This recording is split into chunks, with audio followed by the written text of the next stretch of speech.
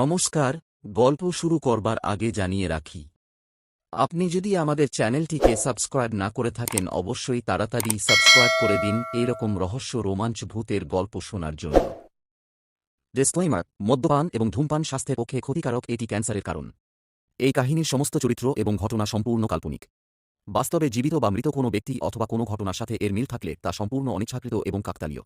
ব্যবহৃত অপ্রাকৃত এবং অলৌকিক ঘটনাক্রম পরিবেশনার উপক্রম মাত্র। কুসংস্কারে বিশ্বাস করবেন না, কুসংস্কার ছড়াবেন না।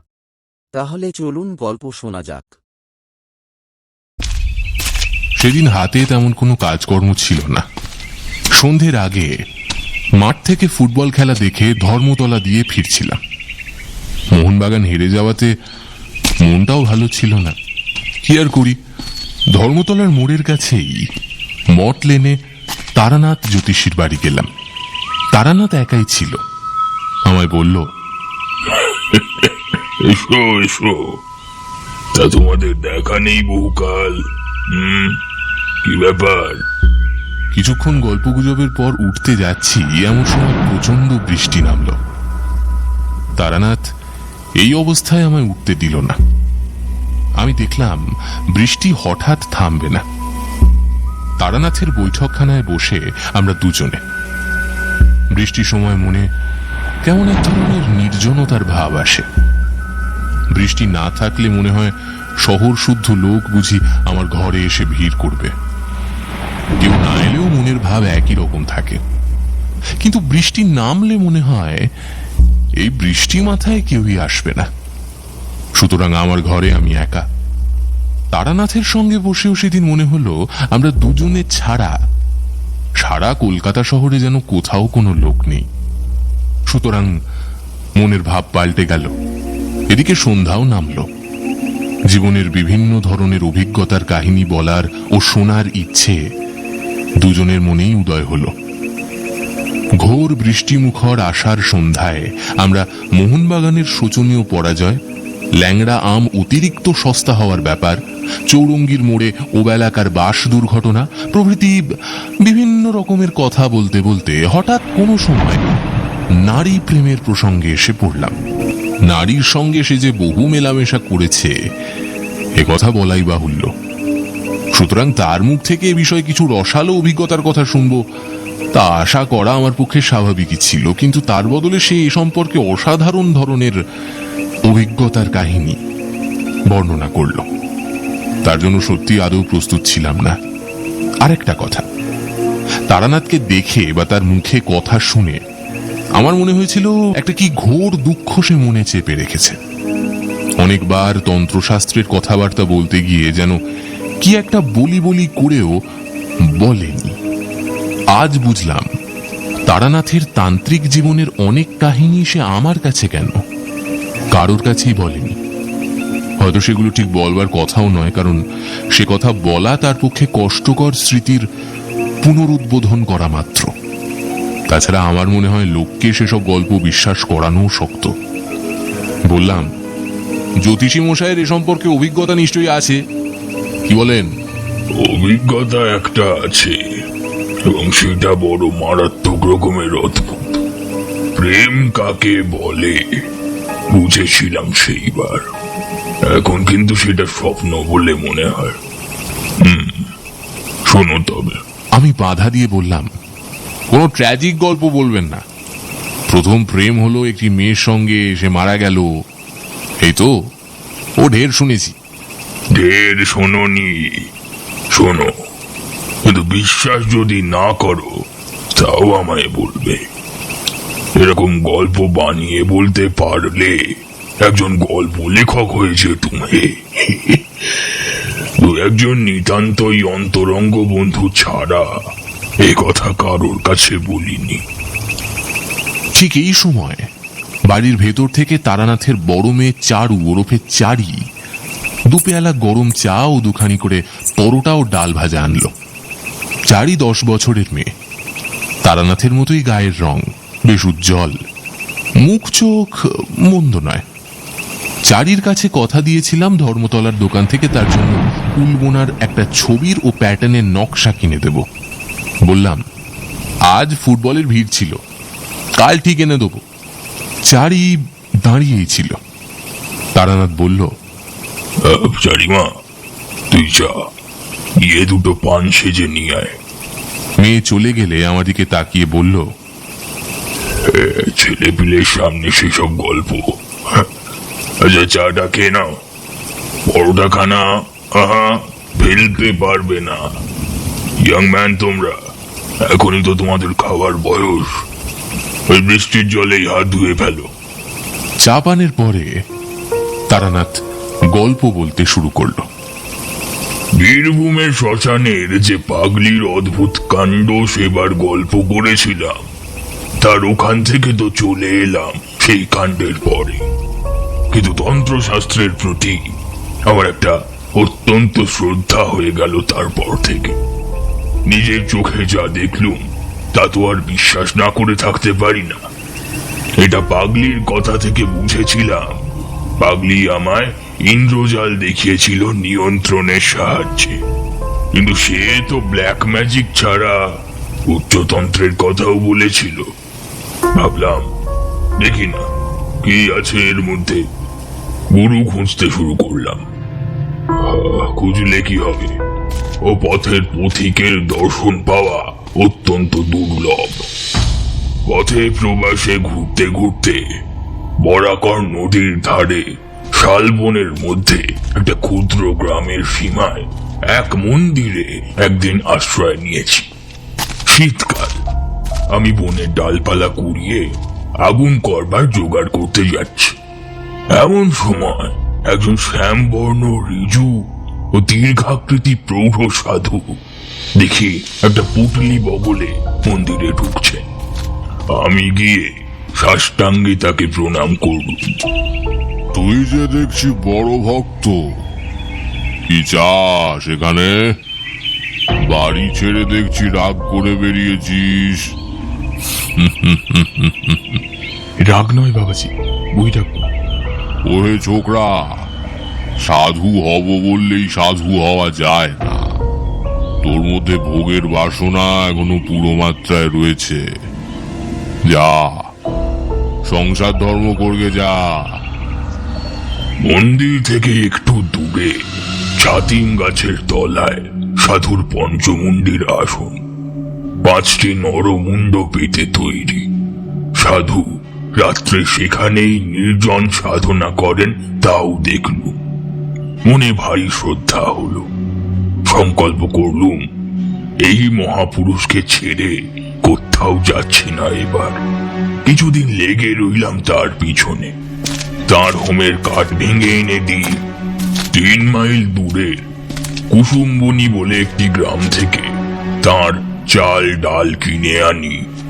গ্রামের সকল লোকের মুখে শুনলুম সাধুটি বড় একজন তান্ত্রিক। অনেক রকম ক্রিয়াকলাপ তাঁর আছে। তবে পাগলির কাছে যেতে লোকে যেমন আমায় ভয় দেখিয়েছিল, এখানে তেমনই ভয় দেখালো। বলল, এই তান্ত্রিক সাধু সন্ন্যাসীদের বিশ্বাস করো না বেশি, ওরা সব পারে। একটু একটু সাবধান হয়ে চলো, কেমন?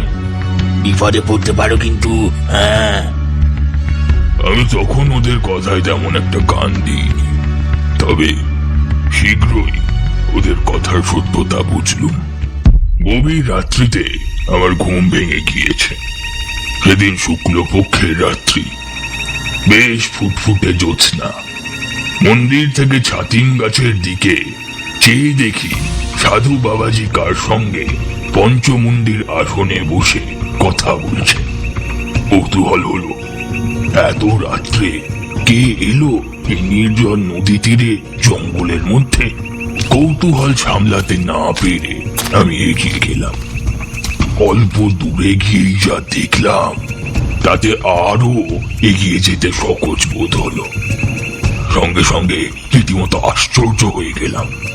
সাধু বাবাজি এত রাত্রে একজন মেয়ে মানুষের সঙ্গে কথা বলছেন।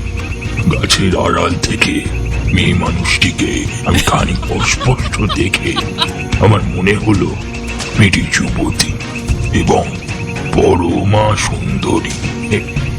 এত রাত্রে গুরুদেব কোন মেয়ের সঙ্গে কথা বলছে সে মেয়েটি এলোই বা কেমন করে একাই নির্জন জায়গায়? যাই হোক, আর বেশি দূর অগ্রসর না হয়ে আমি ভয়ে ভয়ে পিছিয়ে এলাম। পরদিন রাত্রে আবার অবিকল সেই একই ঘটনা ঘটল। সেদিন আরো একটি কথা আমার মনে হলো। মেয়ে মানুষটি যেই হোক, সে জানে আমি রোজ গাছের আড়ালে দাঁড়িয়ে দাঁড়িয়ে ওর দিকে চেয়ে থাকি।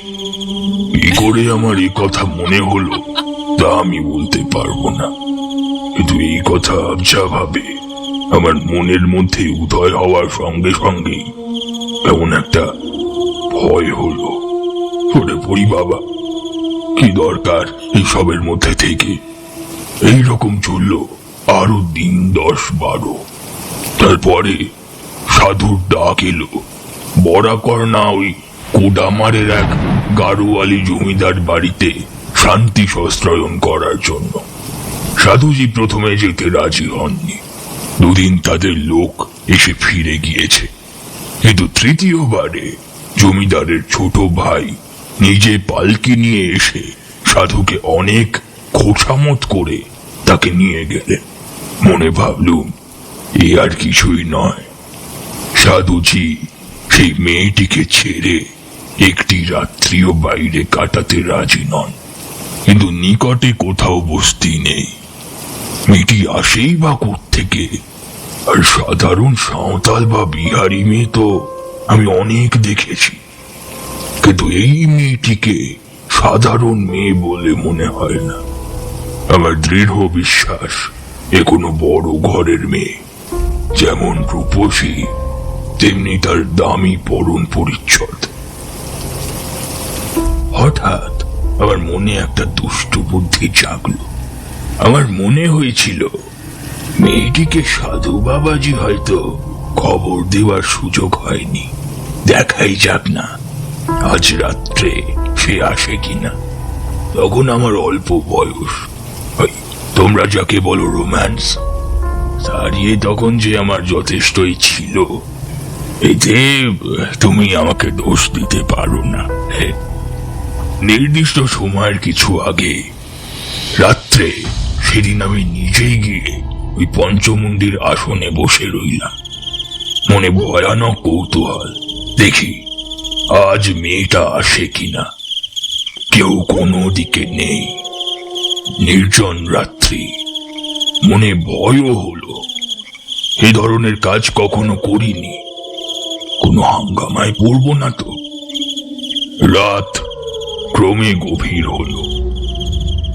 পূব দিকের গাছপাড়ার আড়াল থেকে চাঁদ উঠতে লাগলো একটু একটু করে। আমার ডাইনি বরাকর নদী, দুই পারে শিলাখণ্ড ছড়ানো, তার উপর জ্যোৎস্না এসে পড়ল। সেই নদীর পাড়ে 7 তলা ও পঞ্চমুণ্ডির আসন, আমি যেখানে বসে আছি। আমার বাঁ দিকে খানিকটা ফাঁকা ঘাসের মাঠ, তারপর শালবন শুরু হয়েছে। হঠাৎ সামনের দিকে চেয়ে আমি চমকে উঠলাম। আমার সামনে সেই মেয়েটি কখন এসে দাঁড়িয়েছে, এমন নিঃশব্দে, এমন অতর্কিত ভাবে যে আমি একেবারে কিছু টের পাইনি। নদীর দিক থেকে আমার কাছে কারোর আসা সম্ভব নয়, মাঠের দিক থেকে কেউ এলে আমার দৃষ্টি এড়ানোর কথা নয়। মেয়েটি যেখানে দাঁড়িয়ে সেইখানে 8 সেকেন্ড আগেও কেউ ছিল না। আমি জানি 8 সেকেন্ড পরে সেখানে একটি জলজ্যান্ত রূপসী মেয়ের আবির্ভাব আমার কাছে সম্পূর্ণ ইন্দ্রজালের মতন ঠেকল। সঙ্গে সঙ্গে সেই মধুর সুগন্ধ আমার সারা দেহ মন যেন অবশ, যেন আচ্ছন্ন হয়ে উঠল। আমার জ্ঞান বোধহয় ছিল। তারপর আর 1 সেকেন্ড, তারপর কি ঘটলো আমি আর কিছুই জানি না। যখন আমার আবার জ্ঞান ফিরল, তখন ভোর হয়েছে। উঠে দেখি সারা রাত সেই পঞ্চমুণ্ডির আসনেই আমি অজ্ঞান হয়ে পড়েছিলাম। নৈশ শীতল বায়ুতে বাইরে সারা রাত পড়ে থাকার দরুন গায়ে ব্যথা হয়েছে, গলা ভার হয়েছে। উঠে ধীরে ধীরে মন্দিরে চলে এলাম। এসে আবার শুয়ে পড়লাম। আমার মনে হলো আমার জ্বর হবে, শরীর এত খারাপ। কিন্তু আমি গতকাল রাতে এমন ভয়ই বা পেয়েছিলাম কেন? ওই মেয়েটি বা কে ছিল? এসব প্রশ্নের উত্তর আমি খুঁজে পেলাম না। বিকেলের দিকে সাধু বাবাজি গাড়োয়াল জমিদার বাড়ি থেকে ফিরলেন। আমার জন্য লাড্ডু, কচৌরি এবং একটা মোটা সুতির চাদর এনেছে। তার নিজের জন্য জমিদার বাড়ি থেকে ভালো একখানা পশমি আলোয়ান দিয়েছে। আমায় বললেন, শুয়ে কেন? ওঠো, জিনিসগুলো রেখে দাও। অতি কষ্টে উঠে হাত থেকে পুটুলিটা নিলাম। তিনি আমার দিকে চেয়ে বললেন, কি হয়েছে? অসুখ বিসুখ নাকি? কিচ্ছু জবাব দিলাম না। সাধু স্নান করে এসে আমায় জমিদার বাড়ির কাণ্ড কিরকম তারই সবিস্তারে বর্ণনা করতে লাগলেন। আমায় বললেন, তোমার কি হয়েছে বলো তো? অমন মন মরা ভাব কেন? বাড়ির জন্য মন কেমন করছে বুঝি? বলেছি তো বাবা, তোমরা ছেলে ছোকরা। এ পথে কি নামলেই নামা যায় রে বাপু, বড় কঠিন পথ। সেই রাত্রে আমার জ্বর এলো। কতদিন ঠিক জানি না, অজ্ঞান অচৈতন্য রইলাম। জ্ঞান হলেই দেখতাম সাধু শিওরে বসে আছে। বোধহয় তারই সেবা যত্নে এবং দয়ায় সেবার ক্রমে সেরে উঠেছিলাম। সেরে উঠে একদিন গাছতলায় বসেছি দুপুরের দিকে। সাধু আমায় ডেকে বললেন, ছেলে ছোকরা কি না, কি কাণ্ডটা বাঁধিয়ে বসেছিলে বাপ? হ্যাঁ, এবার তো বাঁচতে না, অতি কষ্টে বাঁচাতে হয়েছে। আচ্ছা বাবু, পঞ্চমুণ্ডির আসনে কি জন্য গেছিলে সেদিন রাতে? আমি তো অবাক, ইনি কি করে জানলেন? আমি তো কোনো কথাই বলিনি এনাকে। হঠাৎ আমার সন্দেহ হলো, সেই মেয়েটির সঙ্গে নিশ্চয়ই সাধুর ফিরে এসে দেখা হয়েছে। সেই বলেছে। আমাকে চুপ থাকতে দেখে সাধু বললেন, ভাবছো আমি কি করে জানলাম না?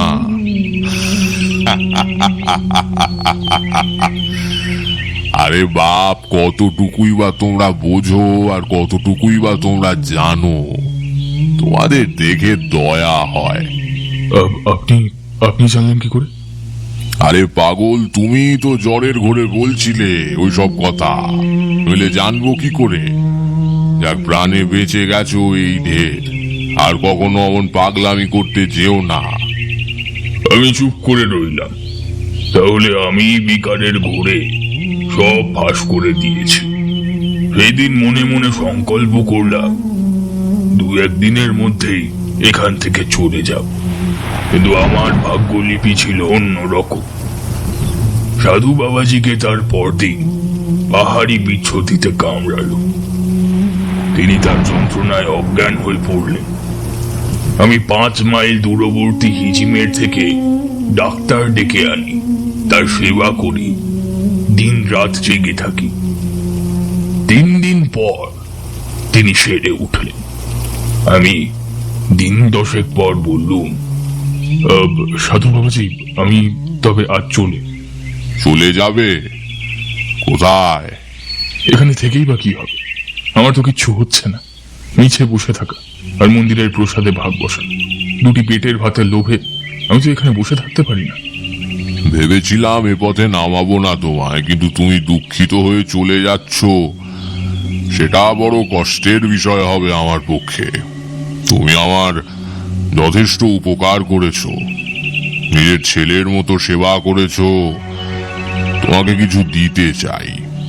একটা কথা তার আগে বলি, তোমার সাহস আছে তো? আগে হ্যাঁ, এর আগেও আমি বীরভূমের এক শ্মশানে তন্ত্র সাধনা করেছি। সে পাগলিকে তুমি চেনো? আরে সে যে অতি সাংঘাতিক মেয়ে মানুষ। তুমি তার হাত থেকে যে অত সহজে উদ্ধার পেয়ে এসেছো সে কেবল তোমার পূর্বজন্মের পুণ্য। ওর নাম মাতু পাগলি, মাতঙ্গিনী।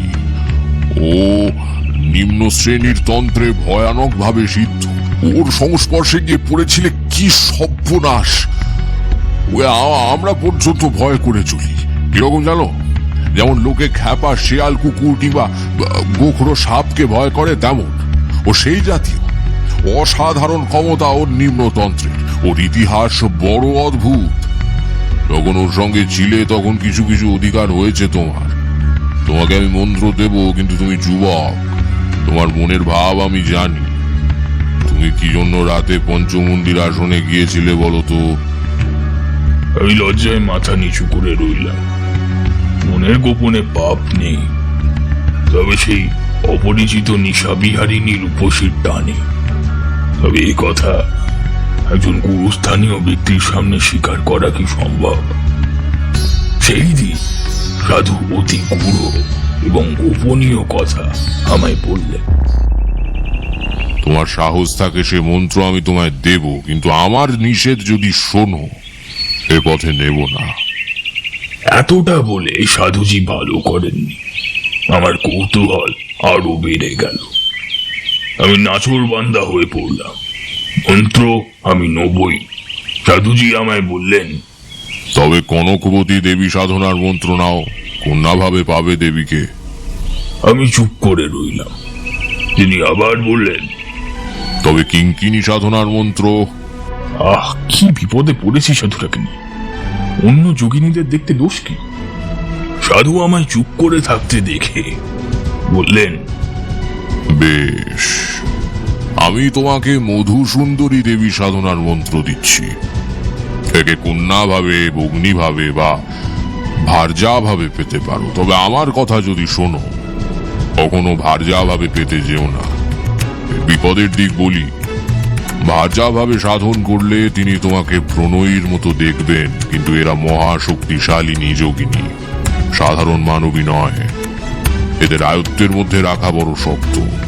হয় তোমাকে পৃথিবীর মধ্যে সর্বাপেক্ষা সুখী মানুষ করে রাখবে, নয়তো একেবারে উন্মাদ করে ছেড়ে দেবে। সামলাতে পারা বড় কঠিন। বাবা, এই জায়গা থেকে তোমায় চলে যেতে হবে। তোমায় এখানে আমি আর রাখতে পারবো না। এক জায়গায় দুজন সাধকের স্থান হয় না। বেশ ভালো, আমিও তাই চাই না। আমার ভয় ছিল হয়তো সাধুজিও মাতু পাগলির মতো হিপনটিজম জানে এবং খানিকটা আমায় অভিভূত করে হয়তো যাতা দেখাবে। তারপর আমার টাইফয়েড জ্বর হয়। হয়তো পঞ্চমন্দির আসনে যখন বসে তখনই জ্বর আসছে। সেই সময় জ্বরের পর্বাবস্থায় অসুস্থ মস্তিষ্কে কি বিকার দেখে থাকবো। হয়তো চোখের ধাঁধা। আসন ছেড়ে উঠে এইসব সন্দেহ আমার হয়েছিল। সত্যি বলছি। যাক সেসব কথা। তারপর ওখান থেকে চলে গেলাম বরাকর নদীর ধারে আরেকটি নির্জন জায়গায়। ওখান থেকে 5-6 মাইল দূরে একটা গ্রাম ছিল। কিছু দূরে থাকতাম গ্রামের বারোয়ারি ঘরে। গ্রামের লোকে যেই যা দিত তাই খেতাম। আর সন্ধ্যের পরে নদীর ধারে নির্জন বসে মন্ত্র জপ করতাম। এইরকম 1 মাস কেটে গেল, 2 মাস গেল, 3 মাস গেল, কিছুই দেখি না। মন্ত্রের ওপর বিশ্বাস ক্রমেই যেন কমে আসছিল। তবুও মনকে বোঝালাম 6 মাস পরে পূর্ণহতি ও হোম করার নিয়ম বলে দিয়েছিল সাধুজি। তার আগে কিচ্ছু হবে না। 6 মাসও পূর্ণ হলো। সাধুজি যেমন বলে দিয়েছিলেন ঠিক সেই সব নিয়ম পালন করেই আমি হোম করলাম। কিচ্ছু দেখিনি। যেমন ওই পাগলি তেমন এই সাধু। তন্ত্র সব বাজে কথা। খানিকটা হিপনটিজম জানে, তার বলেই মূর্খ গ্রামবাসীগুলোকে ঠকিয়ে খায়। এসব ভাবি বটে, কিন্তু জবটা ছাড়তে পারিনি। অভ্যেস মতো করেই যায়।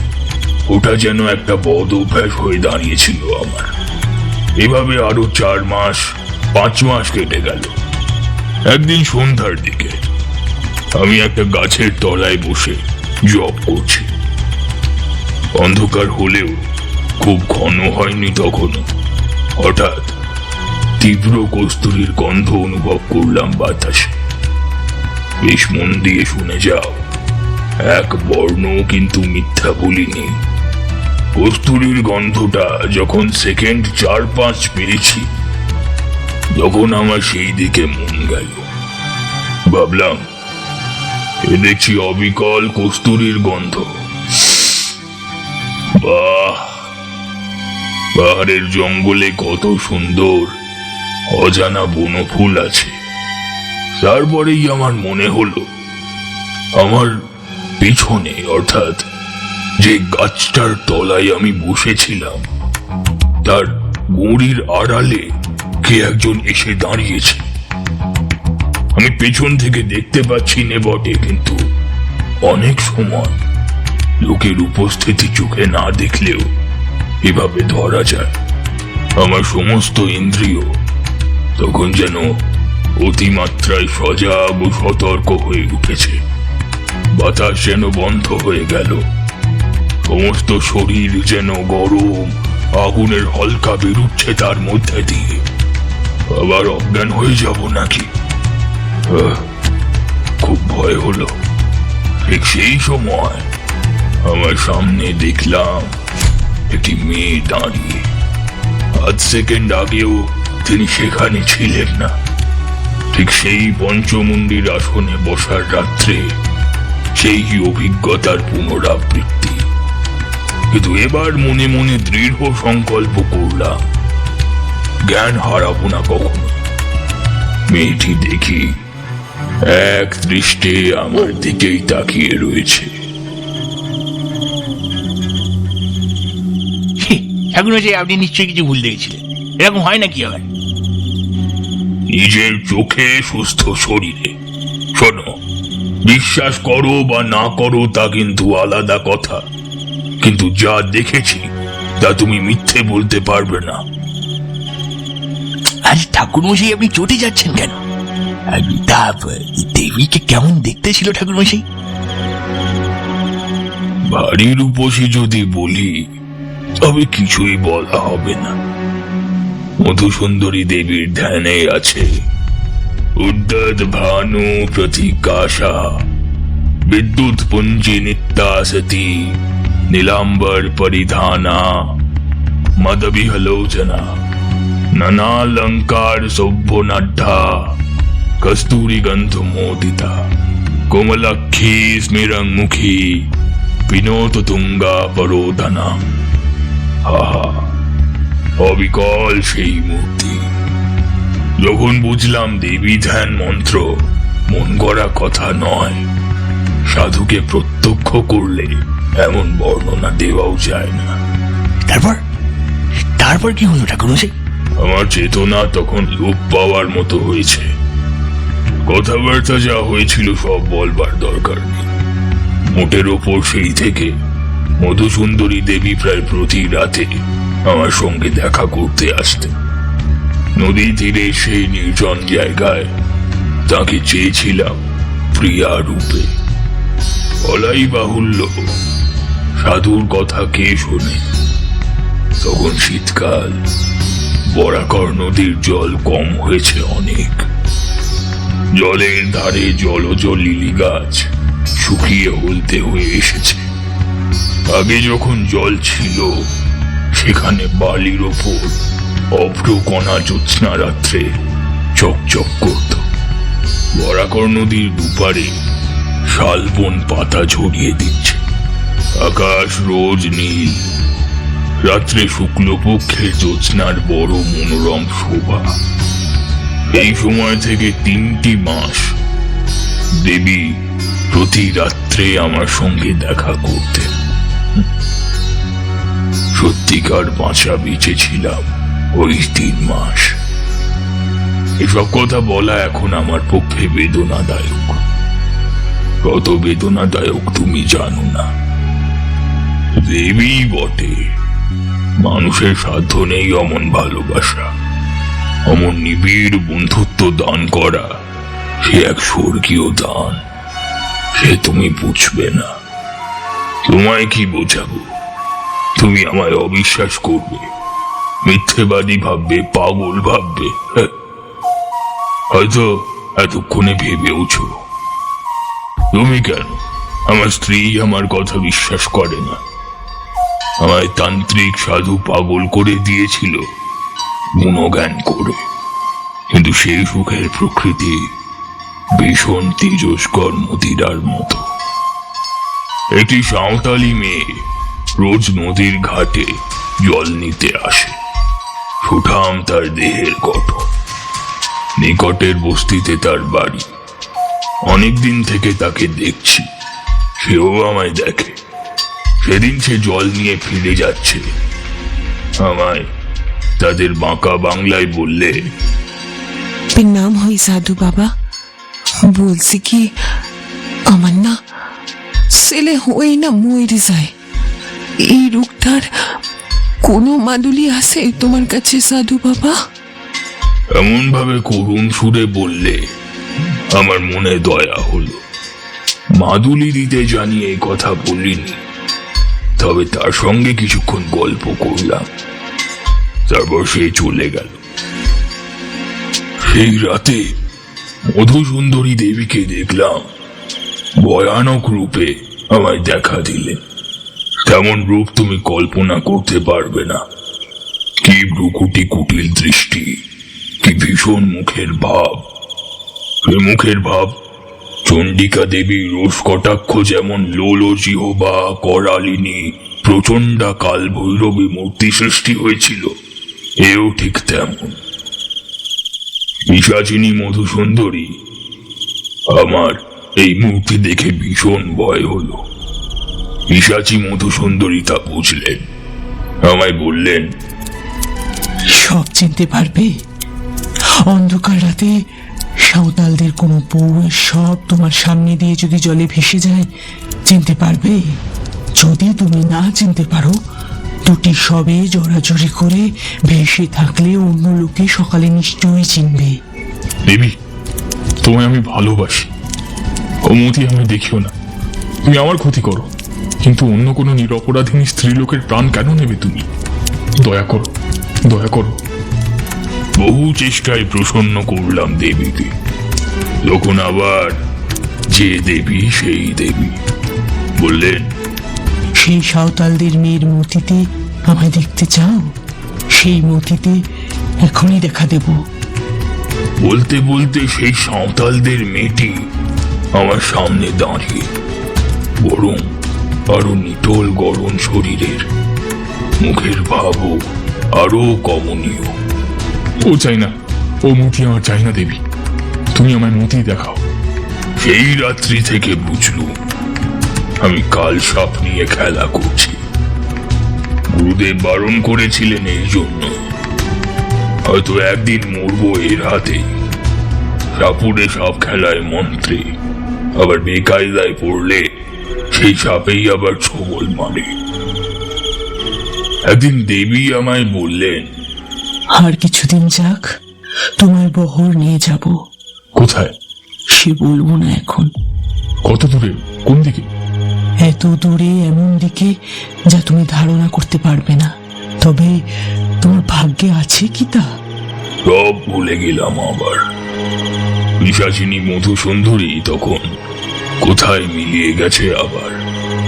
আমার সামনে হাস্যময়ী যৌবন চঞ্চলা, মঞ্চ স্বভাবা, অপরূপ রূপসী এক তরুণী নারী। আমি আবার কিসের নেশায় অভিভূত হয়ে পড়লাম, মাথা ঠিক রইল না আমার। দেবী একদিন বললেন, বিপদ আসছে তোমার, তৈরি হও। কি কি বিপদ? তা বলবো না। প্রাণ সংশয়ের বিপদ? তা বলবো না। তুমি অভয় দিলে বিপদ কিসের? আমি ঠেকাতে পারবো না, কেউ ঠেকাতে পারবে না। যা আসছে তা আসবেই। তার কথা সত্যিই হলো। 3 মাস পরে আমার বাড়ি থেকে লোকজন আমার সন্ধানে সেখানে গিয়ে হাজির হয়েছে। গ্রামের লোক তাদের বলেছে একজন পাগল, বোধহয় বাঙালি হবে, অল্প বয়সে বরাকর নদীর ধারে শালবনে সন্ধ্যাবেলায় বসে থাকে আর আপন মনে বিড় করে বকে। আমার এই অবস্থায় গায়ের অনেকেই নাকি দেখেছে। তাই শুনে বাড়ির লোক গিয়ে খুঁজে বার করলো আমাকে। ছেঁড়া ময়লা কাপড় পরনে, মাথায় চট, গায়ে তখন খড়ি উঠেছে। এই অবস্থায় নাকি আমায় ধরে বাড়ি ধরে আনবার জন্য টানাটানি করতে শুরু করলো তারা। আমি কিছুতেই আসবো না, ওরাও ছাড়বে না। আমার তখন সত্যিই জ্ঞান নেই, সত্যিই আমি ক্ষিপ্ত উন্মাদ। ওরা হয়তো আমায় আনতে পারতো না, কিন্তু যে দেবীকে পেয়েছিলাম প্রণয়িনী রূপে, তিনি নিরুৎসাহ করলেন। ওরা ধরে নিয়ে গিয়ে নিকটবর্তী গ্রামের এক গোয়াল ঘরে আমায় বেঁধে রেখেছিল। গভীর রাত্রে বাঁধন ছিঁড়ে ওদের হাত থেকে লুকিয়ে পালিয়ে সেই একটি রাত মধুসুন্দরী দেবীর সঙ্গে দেখা করেছিল। দেবীকে বলেছিলাম, আমি এই নদী তীরে তীর্থস্থান ছেড়ে কোথাও যাব না, আমায় বাঁচাও।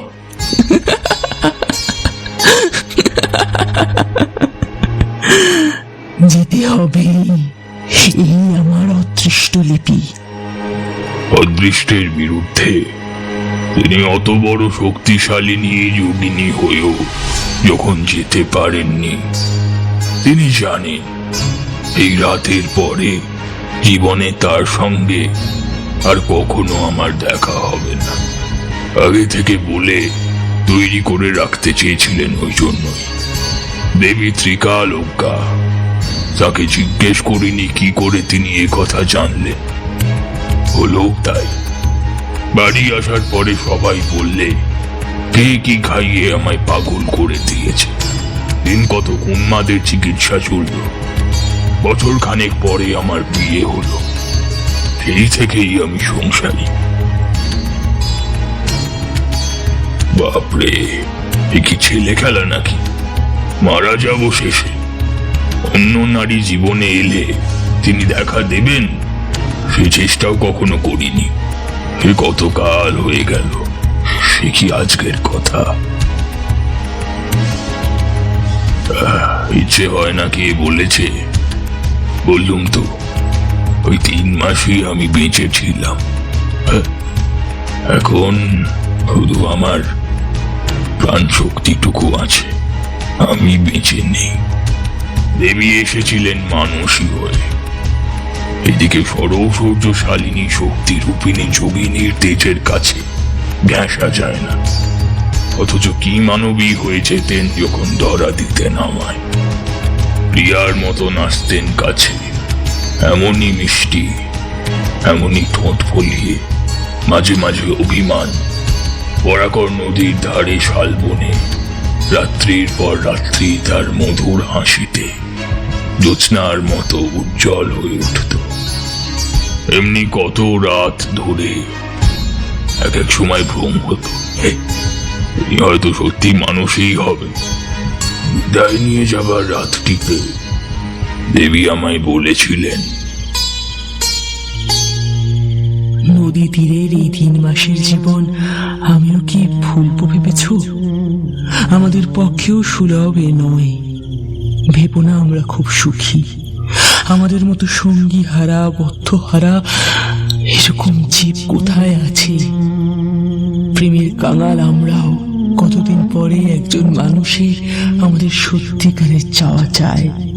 তার জন্যে আমাদের মন সর্বদা তৃষিত হয়ে থাকে, কিন্তু তাই বলে নিজেকে সহজলভ্য করতে পারিনি।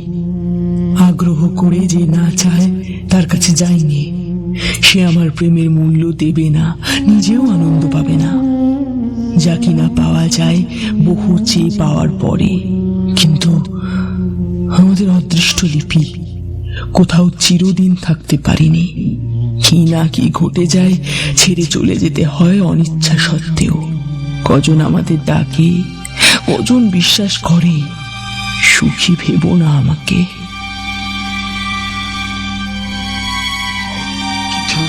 ঠাকুরমশাই, এতই যদি সুখের ব্যাপার, তাহলে আপনি ভয়ঙ্কর বলছিলেন কেন আগে? হ্যাঁ, ব্যাপার ভয়ঙ্কর এই জন্যই যে আমার সারা জীবনটা মাটি হয়ে গেল ওই 3 মাসের সুখ ভোগে। কোনো দিকে মন দিতে পারিনি। মধ্যে তো দিন কত উন্মাদ হয়ে গিয়েছিলাম বিয়ের পরও।